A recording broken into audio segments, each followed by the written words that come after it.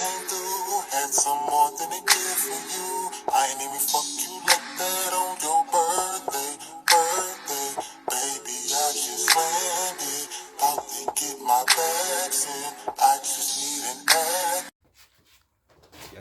Yo, what's the deal? It's your boy Who Is Hendo. We back talking sports. So, as you know, the Donovan Mitchell trade went through. I think it was a really good trade for kind of both parties, if you really look at it, because Colin Sexton, he had the injury, and they didn't want to pay him. So I think that make a big landscape, a big change in the East. I think the Cleveland Cavaliers would be a top 5 seed in the East. I also think the Pistons will make the playoffs. I know you see the Lions hat on, but I think the Pistons will make the playoffs through the play-in. I think they're definitely good enough. Some teams is probably I want to see what Paolo Banchero does in the East. All in all, I think Brooklyn, Celtics, Milwaukee, it's really between them three. You could say Philly, but I got to see what James Harden do in the postseason. I got to see if Joel Embiid gonna be able to stay 100% fully healthy.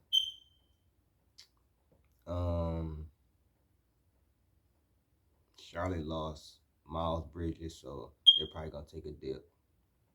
I think Orlando, they still really young. They got still real young pieces and everything. I don't think Indiana is gonna be too much different. I expect teams like Cleveland and Detroit to make jumps.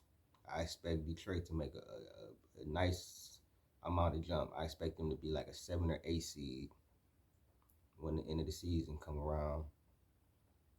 I think the East gonna be pretty good though, but it's only like three. It's only like 3 teams that's really vying to win the East, and that is, like I said, Boston, Brooklyn, and the Celtics. You can add the Cleveland Cavaliers in there too. I got to see how Donovan Mitchell and Darius Garland and Mobley, how everybody mesh together and everything. Give me like 20 games, 25 games, and I'll come back with a video assessing. But right now, who I think gonna win the East? Personally, I think it's gonna be the Celtics again. I think the Celtics got better. I think the Malcolm Brogdon trade is underrated. I don't think many people are thinking about that. But if it's not the Celtics, I think probably the Bucks or the Nets. But all in all, my my definitive person to come out the East right now, I think it's bro. I think it's gonna be Brooklyn, bro. I still think it's gonna be Brooklyn. I think Brooklyn with Ben Simmons, a full Kyrie, KD locked in.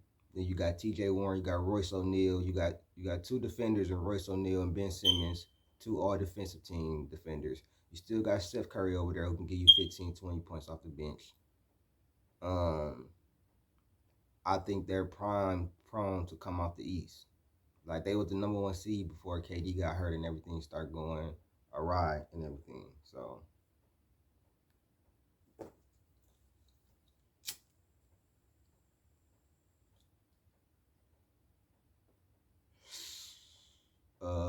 the West, a little more easier for me. Golden State coming up the West. It's gonna be Golden State and probably the Clippers. The Clippers are really good. They're probably the deepest team, but I think Golden State is more experienced.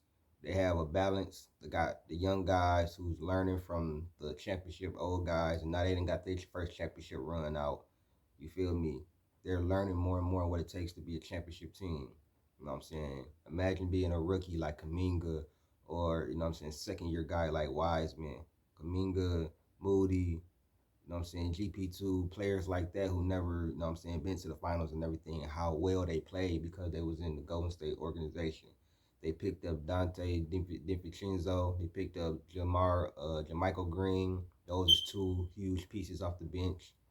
I just think they're experienced, and because they have Steph, I think Steph is gonna have an MVP year. I think Draymond's gonna be all defense team, and I think he's gonna win Defensive Player of the Year next year. He should have won it this year if he wouldn't have got injured. I think Clay is gonna be back to himself. You can book Clay in for 20 a game this year, at least 20 a game, and he's gonna shoot over 40% from the three. Jordan Poole, book him for 20. You can book him and Clay for 20 points per game this year. And you got Wiggins. Wiggins gonna be a two-way. He gonna be the best two-way the best defender and the perimeter defender in the league next year. Wiggins will be a top 5 perimeter. He was already top 5 last year. I think he's gonna be like the best perimeter defender next year.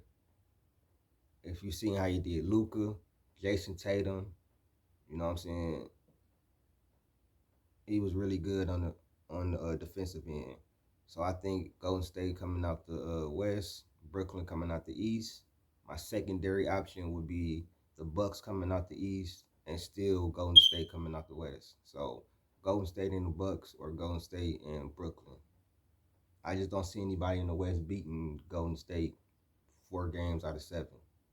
I think if they face the Clippers, that may be the only team, but I gotta see it to believe it. I gotta see a fully healthy Kawhi Leonard and Paul George and all those pieces, and John Wall. I know John Wall can ball, but I gotta see what he gonna do. And then you got the Pelicans. You know what I'm saying? You got Denver. They're gonna be back healthy. You got Phoenix. I'm not really worried about Phoenix though. Um, you got a few teams. Memphis, but I don't think Memphis is ready yet either.